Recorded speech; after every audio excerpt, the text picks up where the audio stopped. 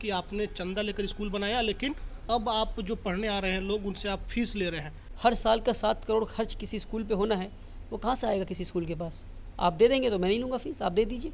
जिस मुल्क में 21 करोड़ मुसलमानों को पीछे रखा जा रहा है, जब ये मुसलमान 21 करोड़ कंट्रीब्यूट करना शुरू करेंगे तो इस मुल्क की जो सक्सेस रेट है वो अलग स्पीड से आगे बढ़ेगी। फिर 21 करोड़ मुसलमानों को नेग्लिजिबल बनाने की कोशिश किया जा रहा है, उनको इस तरह से बना देने की कोशिश की जा रही है कि उनका इम्पोर्टेंस इस मुल्क में कोई ना रहे।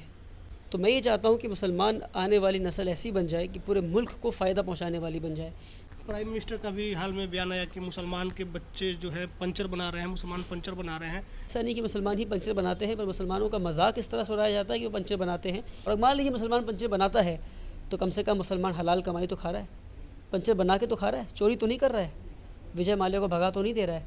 उम्मीद ग्लोबल स्कूल भारत के इतिहास में एक ऐसी घटनाक्रम के तौर पर देखी गई है जिसने ये दिखाया कि सोशल मीडिया की ताकत क्या हो सकती है अगर आप अच्छे नियत के साथ उसका इस्तेमाल करें तो। सोशल मीडिया पर आए दिन तरह तरह की चीज़ें होती है, लेकिन जो ग्लोबल स्कूल के द्वारा हुई और जो हमारे साथ बैठे हैं वली रहमानी साहब, इन्होंने जो किया उसने भारत में एक नया इतिहास रचा, नया नज़ीर पेश की गई। तो खुद इनसे जानेंगे कि ये कंसेप्ट कहाँ से आया कि एक स्कूल बनाना है, और सोशल मीडिया की ताकत आपको कब समझ में आ गई कि ये भी हो सकता है कि 10 दिन में 10 करोड़ रुपए आ जाएंगे। नहीं, मुझे पता नहीं था कि ऐसा हो सकता है। मैंने कहा ट्राई करके देखते हैं, ऐसा हो गया। और उसके पीछे स्ट्रैटेजीज़ थी। वीडियो को उस तरह बनाया गया, उसमें वो इमोशनल अपील था, सच्चाई थी, दिल से बनाया गया, और दिल की बात जो है वो दिलों को छुई और फिर काम हुआ, और फिर 10 दिन में 10 करोड़ रुपए जमा हो गए अल्हम्दुलिल्लाह। मकसद क्या है? उम्मीद ग्लोबल स्कूल करना क्या चाह रहा है? मकसद ये है कि इस मुल्क में जो 21 करोड़ मुसलमान हैं वो इस मुल्क को देने वाले बन जाए। 21 करोड़ मुसलमानों को नेग्लिजिबल बनाने की कोशिश किया जा रहा है, उनको इस तरह से बना देने की कोशिश की जा रही है कि उनका इम्पोर्टेंस इस मुल्क में कोई ना रहे। वो इस मुल्क में एक यतीम की तरह बन जाए कि ना उनका कोई ना उनसे किसी को फ़ायदा हो, ना किसी को उनसे कोई फ़ायदा हो। तो मैं ये चाहता हूँ कि मुसलमान आने वाली नस्ल ऐसी बन जाए कि पूरे मुल्क को फ़ायदा पहुँचाने वाली बन जाए। तसव्वुर करें, एक मुल्क के 21 करोड़ मुसलमानों को इस तरह से वंचित किया जा रहा है। अगर इस 21 करोड़ मुसलमानों को इनको डिप्राइव ना करके, इनको वंचित ना करके इनसे काम लिया जाए, इनको सिखाया जाए, तो मुल्क की कितनी उन्नति हो सकती है। मगर सोची समझी चाल के तहत, सिस्टम के तहत इनको इनके साथ डिनायल एंड डिप्रीवेशन हो रहा है। इनको इनसे छीना भी जा रहा है और इनको नहीं दिया जा रहा है चीज़ें जो मुसलमान डिज़र्व करते हैं। तो अगर 21 करोड़ मुसलमान पढ़ लिख ले, 21 करोड़ मुसलमान देने वाले बन जाए, तो ये मुल्क आज कहाँ है, और 21 करोड़ मुसलमानों के देने की वजह से फिर ये मुल्क कहाँ पहुँच जाएगा, आप तसव्वुर करें। तो उम्मीद ग्लोबल स्कूल इसको चेंज करने के लिए जो पहल किया है, ऐसा नहीं कह रहा कि उम्मीद ग्लोबल स्कूल अकेला कर लेगा ये काम, पर उम्मीद ग्लोबल स्कूल ने एक पहल किया है।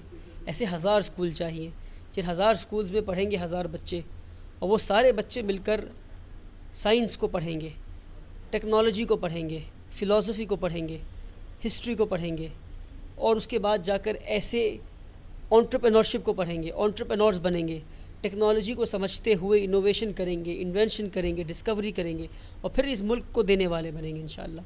जब ऐसा होगा तो मुसलमानों की खोई हुई इज़्ज़त भी लौटेगी, और ये मुल्क, जिस मुल्क में 21 करोड़ मुसलमानों को पीछे रखा जा रहा है, जब ये मुसलमान 21 करोड़ कंट्रीब्यूट करना शुरू करेंगे तो इस मुल्क की जो सक्सेस रेट है वो अलग स्पीड से आगे बढ़ेगी। फिर ये जो काम आप कर रहे हैं, जो आपने मकसद भी बताया कि चाहते हैं कि मुसलमानों की वजूद वापस आए, जो उनको नज़रअंदाज किया जा रहा है उसको ख़त्म किया जाए, कब आपको ये लगा कि नहीं हमको ये करना है? क्योंकि उम्र भी आपकी अभी बहुत कम है, 26 साल 25 साल उम्र है, तो कब जहन में आ गया था कि हमको कौम के लिए, फिर जो मुसलमान पढ़ लिख नहीं रहे उनके लिए कुछ करना है? कब ये बात दिमाग में? 15-16 साल की उम्र में मैं जब चीज़ों को समझने लगा, आसपास की चीज़ों को, ग़ालिबन मैं क्लास 10 या 11 में रहा उस वक्त, तो उस वक्त मैं चीज़ों को समझने लगा, और उस वक्त से ही छोटे मोटे काम, सोशल वर्क करना शुरू कर दिया कि यतीम खानों में जाकर काम करना, ऐसे होम्स में जाके काम करना, जहाँ पे ओल्ड एज होम्स में जाके काम करना।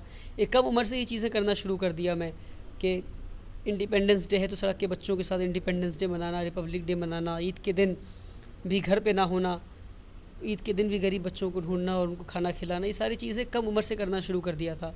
फिर ये रियलाइज़ किया कि अंग्रेज़ी में कहावत है, give a man a fish you feed him for a day, teach him how to fish, you feed him for life time. एक इंसान को मछली दे दो, तुमने उसे उस वक्त खाना खिलाया। मछली पकड़ना सिखा दो, ता ज़िंदगी खाना पकाकर वो खुद खा लेगा। तो तालीम जो है, तो चैरिटी मॉडल है, उसको हमें बदलना है। कंबल बांट रहे हैं, खाना बांट रहे हैं, किताब बांट रहे हैं, साइकिल बांट रहे हैं, ये सब ठीक है, अच्छी चीज़ें हैं, मगर क्या करना है कि उसे फिर आकर आपके सामने हाथ फैलाना पड़े। वो कौन सी चीज़ है जो एक बार दे दे तो फिर वो लेने वाला नहीं, वो लेने के बाद वो देने वाला बन जाए, वो है तालीम। तो हमें ये कोशिश करनी है कि हमें हर लेने वाले को तालीम दे दें हम, ताकि वो लेने वाला एक नस्ल में देने वाला बन जाए इंशाअल्लाह। अभी प्राइम मिनिस्टर का भी हाल में बयान आया कि मुसलमान के बच्चे जो है पंचर बना रहे हैं, मुसलमान पंचर बना रहे हैं। ये भी चीज़ें आपको चुभ रही है, जो जिस तरह से नीचा दिखाने की कोशिश हो रही है? हाँ बिल्कुल, नीचा दिखाने की कोशिश की जा रही है। और मान लीजिए मुसलमान पंचर बनाता है तो कम से कम मुसलमान हलाल कमाई तो खा रहा है, पंचर बना के तो खा रहा है, चोरी तो नहीं कर रहा है, विजय माल्या को भगा तो नहीं दे रहा है, मोहिल चोकसी को भगा तो नहीं दे रहा है, नीरव मोदी को भगा तो नहीं दे रहा है चोरों को। कम से कम मुसलमान हलाल पैसे से, कमाए हुए पैसे से अपने घर के रोज़ी रोटी कमा रहा है, अपने बच्चों को हलाल पैसा पंचर बना कर ही खा रहा है।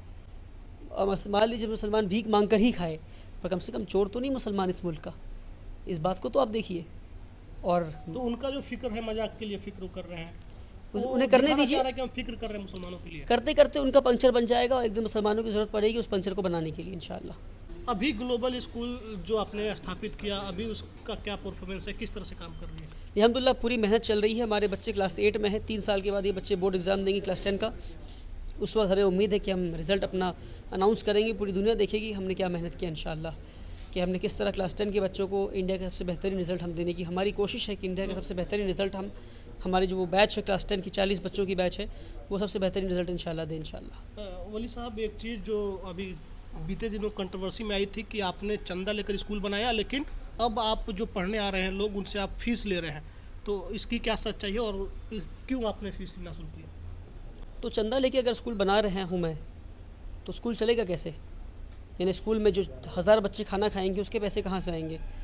1000 बच्चे पढ़ाई करेंगे, यानी तकरीबन 50 टीचर्स की ज़रूरत पड़ेगी, 50-60 टीचर्स की ज़रूरत पड़ेगी। उन टीचर्स की तनख्वाह कौन देगा? तनख्वाह कौन देगा? बिजली का बिल कौन भरेगा? मेंटेनेंस कहाँ से आएगा? इलेक्ट्रिसिटी का बिल कौन देगा? टेबल कुर्सी कहाँ से आएगी? पढ़ाने के लिए जो टीचर्स, उनकी तनख्वाह कौन देगा? खाना पीना बच्चे खाएंगे, 1000 बच्चे, उन्हें खाने पीने का पैसे कहाँ से आएंगे? ये सारे पैसे आप ला के दे दीजिए, मैं फ़ीस नहीं लूँगा। ये कौन सी बात हो गई? कौन सा स्कूल जो फ़ीस नहीं लेता है? इस पूरी दुनिया में कौन सा स्कूल जो फ़ीस नहीं लेता है? और कौन सा स्कूल जो फ़ीस बिना लिए स्कूल चला सकता है? एक बच्चे पे 70,000 रुपये खर्च है, यानी 1000 बच्चे पे कितना खर्च हो गया? 7 करोड़। हर साल का 7 करोड़ खर्च किसी स्कूल पे होना है, वो कहाँ से आएगा किसी स्कूल के पास? आप दे देंगे तो मैं नहीं लूँगा फ़ीस, आप दे दीजिए। नहीं, आपसे नहीं, जो सवाल कर रहे हैं उनसे कह रहा हूँ मैं। हाँ, जो सवाल कर रहे हैं उनसे कह रहा हूँ मैं कि फ़ीस क्यों ले रहे हैं? तो हमारे स्कूल का साथ बंद हो गई, अब जो लोगों के मदद आ रहे हैं वो नहीं आ तो रहे। इसको समझिए कि हम स्कूल को इस मॉडल पे लाने की कोशिश कर रहे हैं कि स्कूल चले भी कुछ बच्चों के फ़ीस के पैसों से और गरीब बच्चे भी तालीम हासिल करें। इसको हमने 75-25 या 70-30 मॉडल पे लाने की कोशिश कर रहे हैं हम स्कूल को, कि 25% बच्चे फ़ीस दें, यानी 1.5 लाख रुपये फ़ीस दें। और 1.5 लाख ही बहुत कम फ़ीस है। इस मुल्क का कोई भी रेसिडेंशियल स्कूल, यानी कोई भी हॉस्टल वाला स्कूल, छोटे से छोटा हॉस्टल वाला स्कूल पूरे मुल्क में दिखा दीजिए जिसकी फ़ीस 1.5 लाख रुपए से कम हो, जिसकी फ़ीस 2 लाख से कम हो, दिखा दीजिए मुझे आप। कोई भी स्कूल दिखा दीजिए मुझे पूरे मुल्क में। और मैं तो ग्लोबल स्कूल, इंटरनेशनल स्कूल, जहाँ पे स्टेम लर्निंग, जहाँ पे तरबियत, जहाँ पे शानदार खाना पीना, जहाँ पे रोबोटिक्स, ड्रोन, ये सारी चीज़ें दी जा रही है, उसका तनख्वाह 1.5 लाख ले रहे हैं, वही 25% बच्चों से, यानी 1000 बच्चों में से 250 बच्चों से, और उनके दिए हुए पैसों से 75% बच्चों को फ्री ऑफ कॉस्ट तालीम देने की कोशिश कर रहे हैं। ये भी सस्टेनेबल मॉडल नहीं है, मुझे पता है, शायद मैं इसमें भी फेल कर जाऊं और इसको फिर 70-30 करना पड़ जाए, पर मेरी कोशिश ये है कि 25-75 में स्कूल को सस्टेनेबल बना लूँ और गरीब बच्चों को और अमीर बच्चों को तालीम देकर, अमीर बच्चों की फ़ीस से गरीब बच्चों को पढ़ाकर एक ऐसे, आप इसको इस तरह क्यों देख रहे हैं कि स्कूल में 250 बच्चों से फ़ीस लिया जा रहा है? इसको इस तरह देखिए, 750 बच्चों से कुछ नहीं लिया जा रहा है, और जो कुछ नहीं लिया जा रहा है ये भी ख़राब कर रहा हूँ मैं। याद रखिए, anything for free is never valued.